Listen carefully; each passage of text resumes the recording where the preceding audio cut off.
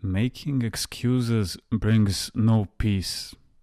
Whoever makes excuses finds no peace, no consolation. He who justifies himself, does his self justify him. The self, his conscience, does not justify him, and therefore he finds no rest.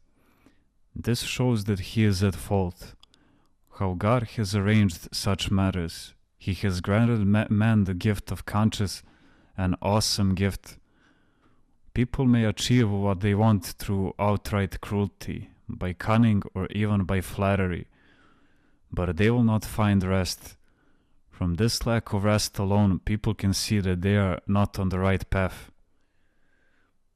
When someone accepts an injustice, it is like receiving spiritual riches and he rejoices. On the contrary, when one justifies himself, it is like spending part of his wealth without feeling any joy. What I mean to say is that he offended person does not have the spiritual consolation that he would have had if he had not justified himself. Imagine how much more this is true when people do something wrong and yet seek to justify themselves. They only gather the wrath of God by grasping at what is not theirs. They squander the wealth given to them. Can he who squanders find rest? By justifying oneself, one becomes blinded.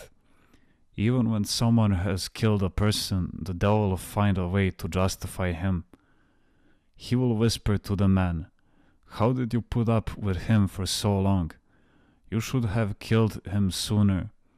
And he may even want to receive a reward from Christ for the few years he endured such hardship.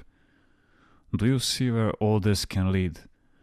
Geranda, since the person who justifies himself suffers, why does he accept this torment of his conscience? It is a matter of habit.